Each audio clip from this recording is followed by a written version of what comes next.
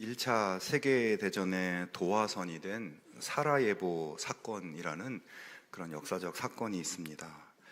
오스트리아의 황태자인 프란츠 페르디난트라는 분이 이 사라예보에서 세르비아의 독립을 원하는 민족주의자들의 손에 암살을 당한 그런 사건입니다.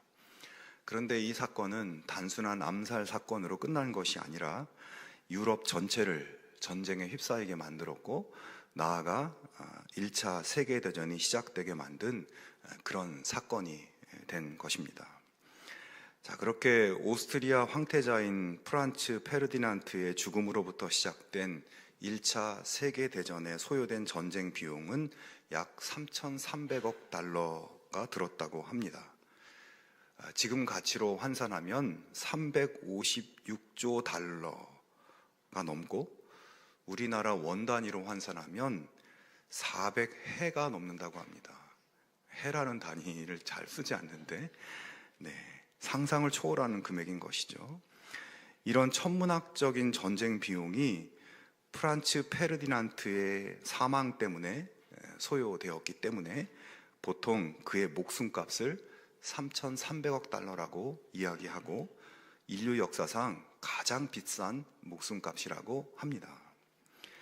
조금 지난 자료이긴 한데, 미국의 부통령이 테러 집단에 의해서 납치되면 그 정부에서 비공식적으로 이 납치된 부통령을 찾기 위해서 책정한 금액은 1,400만 달러라고 하고, 미국 대통령이 납치됐을 경우에는 5천만 달러를 책정해 두었다고 합니다. 이게 좀 오래된 자료이기 때문에 20년 전 자료니까 지금은 훨씬 더 큰 금액을 비공식적으로 책정해 놓았겠죠. 자, 그런데 반면 그 당시 납치된 아프리카 소년병을 찾아오기 위해서는 5달러 25센트가 필요했다고 합니다. 대통령은 5천만 달러인데 아프리카 흑인 소년병은 5달러 25센트. 영국 선교사들의 자료에 의하면 일제 강점기에 평범한 조선 사람의 가치는 50달러 정도 되었다고 합니다. 지금 돈으로 환산하면 7만 원 정도 되는 것이죠. 그런데 2012년 영국의 보험사가 한 사람의 한국인의 가치를 보험 수가로 따져서 12만 달러를 책정했다고 합니다. 1억 7천만 원 정도 되는 것이죠. 우리나라 사람의 가치가 7, 80년 사이에 50달러에서 12만 달러, 2,400배가 높아진 것입니다. 이 정도 가치는 전 세계의 17번째로 높은 순위라고 하고, 가장 높은 가치는 이스라엘 사람, 그 다음은 스위스, 독일, 미국 순이라고 합니다. 여러분, 세상은 이렇게 모든 것을 돈으로 가치를 매기고, 심지어 사람조차 돈으로 환산해서 가치를 따지고 있습니다.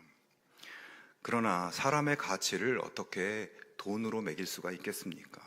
하나님 앞에서는 미국 대통령이나 아프리카 소년병이나 똑같은 하나님의 작품들이고 귀하고 귀한 존재들인 것입니다.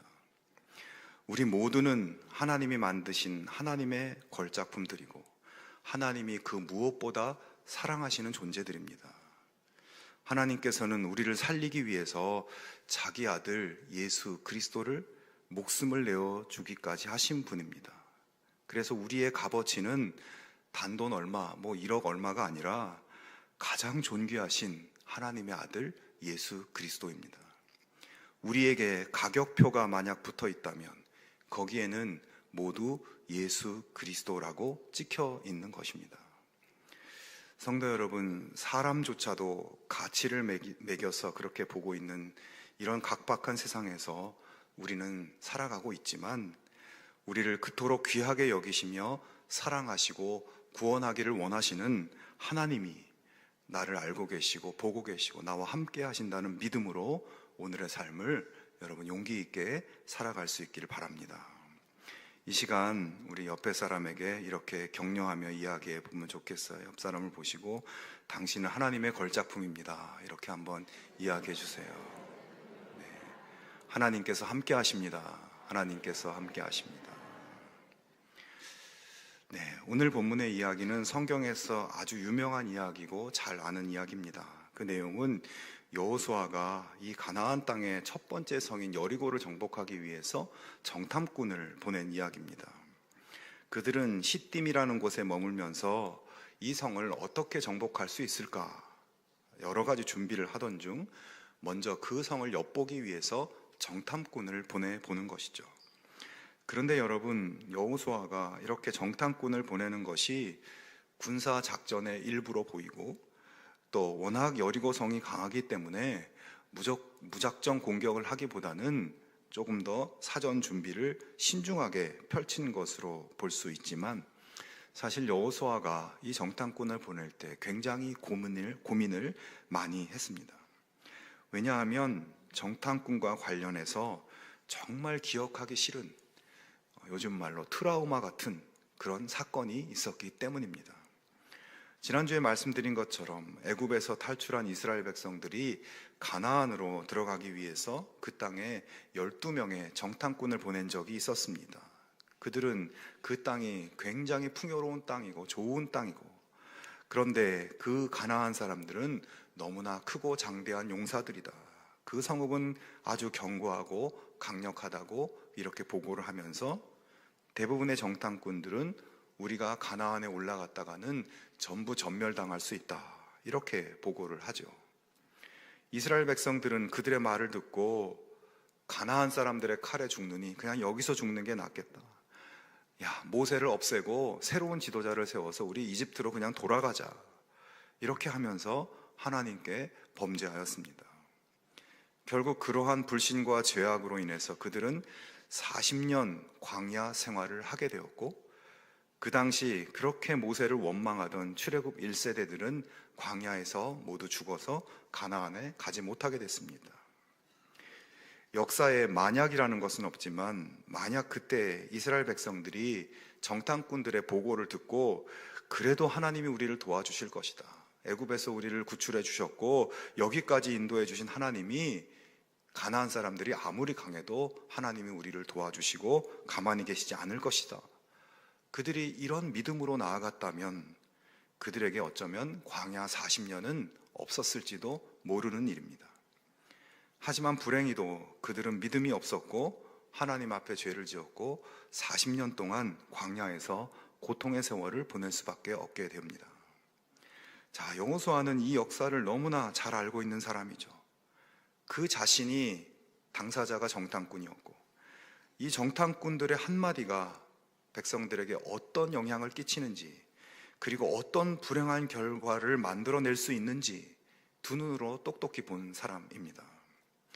여호수아는 아마 정탐꾼의 정자도 듣기 싫었을 겁니다. 자, 그런데 그 후로 38년이 지나 이제 또다시 가나안 땅으로 들어가야 하는 시점에서 여호수아는 정탐꾼을 보내고 있는 겁니다.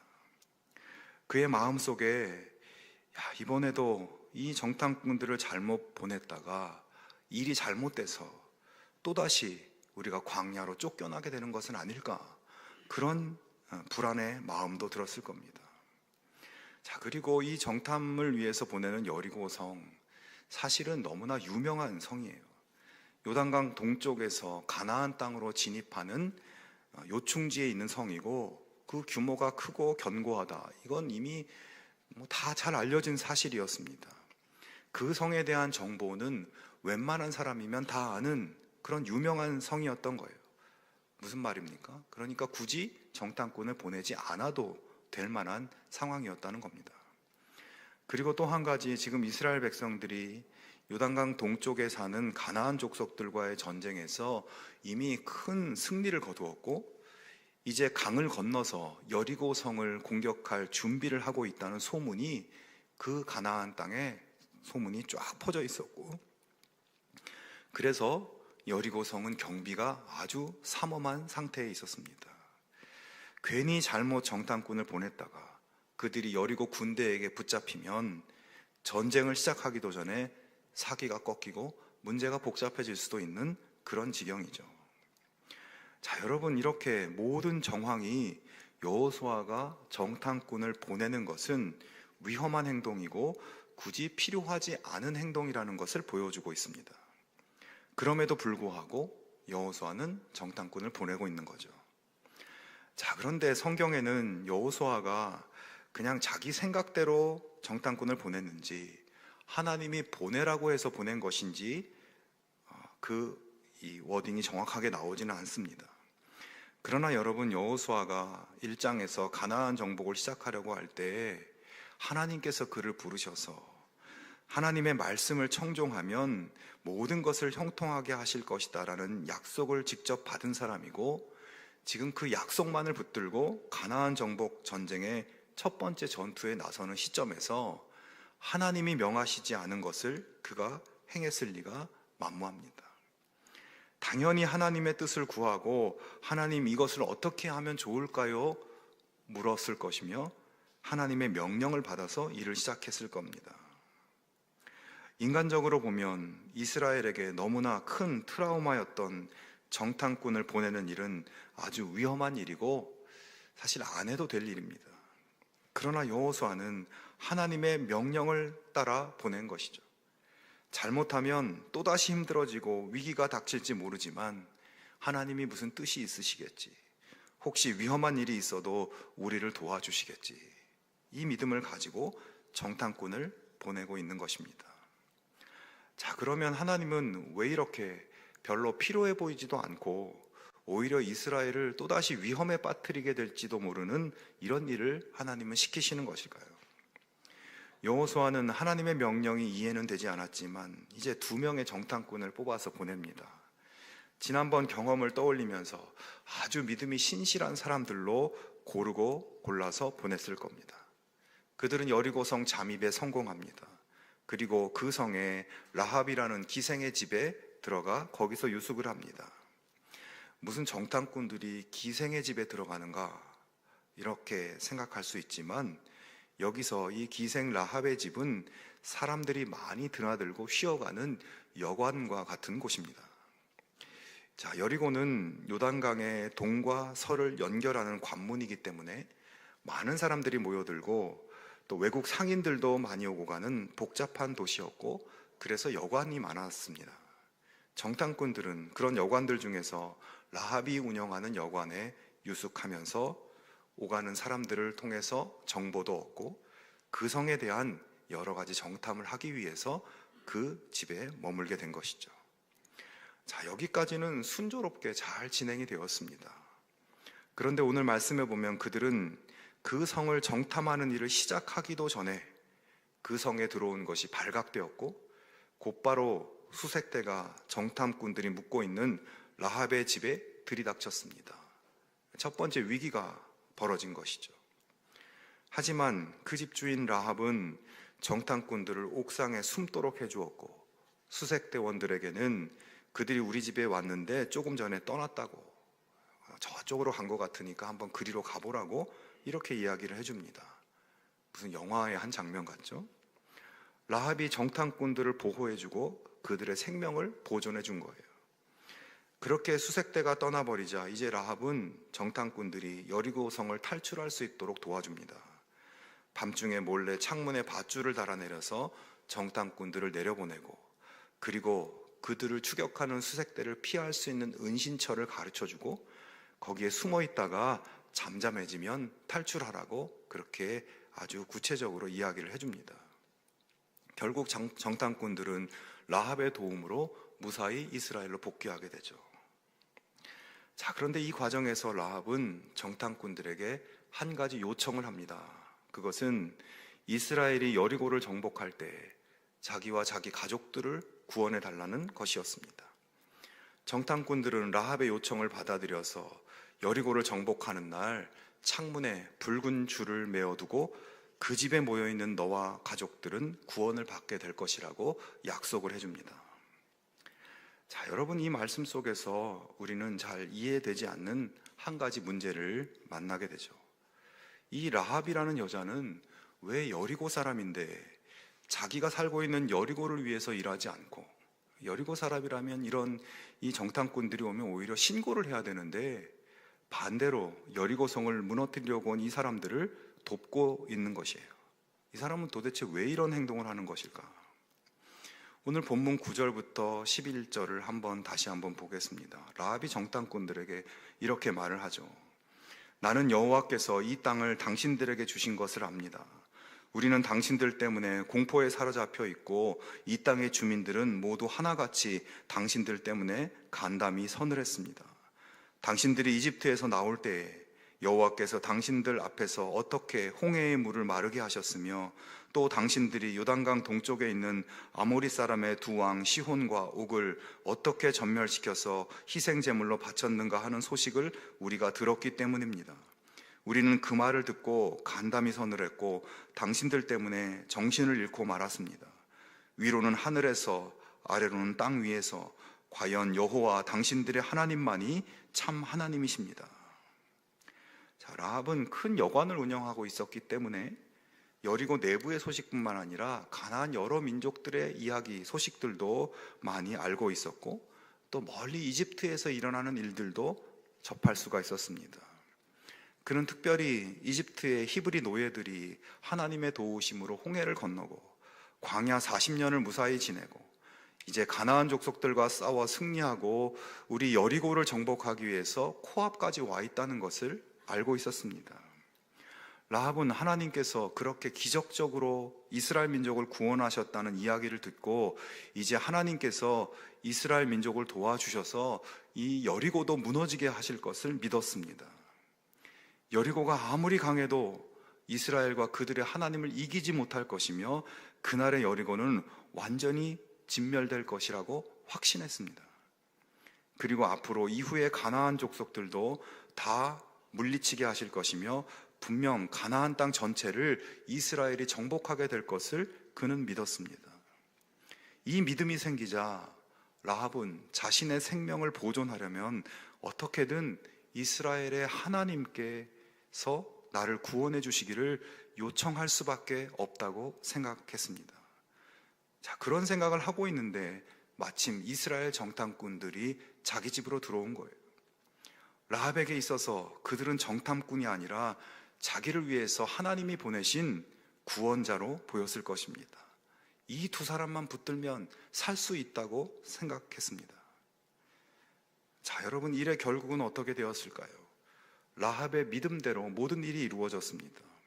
하나님이 진짜 참 신이셨고 하나님께서 여리고를 무너뜨리셨고 성이 무너져 다 깔려 죽을 때 라합의 집만 무너지지 않고 그 집안에 있는 사람들만 구원을 받게 됐습니다. 자, 여러분, 처음 질문으로 다시 돌아가 보겠습니다. 하나님은 정탐꾼을 왜 그 땅에 보내시는 것일까요? 전혀 불필요해 보이고 또 정탐꾼들이 예전처럼 잘못을 저지르면 또다시 일이 엉켜버릴 텐데 하나님은 왜 그렇게 하시는 것일까요? 자, 여러분, 정탐꾼들이 여리고에 가서 한 일은 무엇입니까? 무슨 정탐 활동을 했나요? 그들은 가는 첫날부터 신고당해서 추격당하고 라합의 도움으로 죽을 고비를 겨우 넘기고 몰래 숨어 있다가 그냥 복귀한 것 뿐이었습니다. 전쟁을 위한 어떤 정보도 얻지 못했고 그들이 여리고에 가서 하고 온 일은 오직 하나, 라합에게 구원을 약속하고 온 일 하나뿐이었습니다. 여러분, 하나님이 정탐꾼을 보낸 이유는 아무리 생각해보고 아무리 말씀을 다시 읽어봐도 이유는 단 한 가지입니다. 라합을 구원하기 위한 것이었습니다. 라합을 구원하기 위해서 정탐꾼을 보낸 겁니다. 여러분, 하나님께서 그를 구원하기 위한 작업은 하루아침에 된 것이 아니었어요. 아주 오랫동안 준비된 일인 것입니다. 여러분, 믿음은 들음에서 난다고 하지 않습니까? 라합이 이스라엘 정탐꾼들을 돕는 이 위험한 행동을 할 수 있었던 것은 하나님이 위대한 구원 역사를 행하시는 것을 들었고 그 들은 소식 때문에 이방인이었지만 하나님만이 참 신이시라는 믿음이, 확신이 생겼고 그 확신으로 인해서 정탐꾼들을 살려보내고 그래서 구원을 받게 된 것이죠. 하나님은 라합을 구원하기 위해서 그를 하고 많은 직업 중에서 여관을 운영하는 일을 하게 하셨습니다. 그래서 그곳에 오가는 수많은 사람들을 통해서 하나님의 이야기를 듣게 하셨습니다. 그때 라합의 집에 가서 그런 소식들을 전한 사람들은 자신도 모르는 사이에 하나님의 구원의 소식을 전하는, 복음을 전하는 메신저의 역할을 한 것입니다. 그렇게 전달된 하나님의 구원의 이야기는 라합의 마음속에 믿음이 생기도록 했습니다. 그 믿음은 자신도 구원받아야겠다는 열망으로 바뀌었고, 라합은 믿음으로 하나님의 구원을 기다리고 있었던 것입니다. 하나님께서는 그래서 정탐꾼들이 수많은 여관 중에서 라합의 여관으로 들어가게 하시고 그와 만나게 하시고 마침내 그를 구원하게 하신 것입니다. 여러분, 여호수아서는 여호수아를 중심으로 가나안을 정복하는 전쟁 이야기입니다. 그런데 전쟁이 시작되기 전에 하나님이 가장 하기를 원하셨던 일은, 그것은 바로 라합을 구원하는 일이었습니다. 가나안 정복 전쟁보다 더 시급한 일, 우선순위의 일은 라합을 구원하는 일이었다는 것입니다. 하나님은 라합 한 사람을 구원하기 위해서 수많은 사람들을 준비시켰습니다. 라합이 정말 그렇게 중요한 사람이었을까요? 그는 여리고에 사는 천한 일을 하는 사람일 뿐입니다. 하지만 우주의 창조자이고 만물을 다스리시는 위대하고 높으신 하나님께서 이 이름 없는 여인, 가장 낮고 천한 한 여인을 사랑하셨고 그를 사랑하셔서 구원하기를 원하셨던 것입니다. 여러분, 하나님께서 라합을 그렇게 구원하셔서 이후에 그 삶이 어떻게 되었을까요? 라합은 하나님의 은혜로 여리고가 무너질 때 홀로 구원받았습니다. 그래서 즉시 하나님의 백성이 되었고, 구원받은 라합은 유다 지파의 살몬이라는 남자와 결혼했습니다. 그녀는 아들 보아스를 낳았고 모압 여자 룻을 며느리로 받아들였습니다. 보아스와 룻 사이에 손자 오벳이 태어났고, 오벳은 이새를 낳았고, 이새는 다윗을 낳았습니다. 이후 다윗의 후손 가운데 예수 그리스도께서 태어나십니다. 라합은 유다 지파의 계보에 들었고 예수님의 조상이 되신 것입니다. 여러분, 라합을 통해 인류를 구원하는 위대한 역사가 준비되고 있었던 것이에요. 라합이 하나님의 은혜로 여리고 성벽 위에 세워진 집에서 구원받은 지 1300년이 지난 후 그 여리고에 이제 라합의 자손인 예수님께서 들어가십니다. 예수님은 그 옛날 정탐꾼들이 지나갔을지도 모를 여리고의 거리를 걸어가시다가 돌 무화과 나무 꼭대기에 매달려 있는 삭개오를 바라보십니다. 삭개오는 세리장이고 민족의 반역자였습니다. 모두가 그를 증오했습니다. 그런데 예수님께서는 나무 꼭대기에 있는 삭개오에게 말을 거십니다. 내려오라고.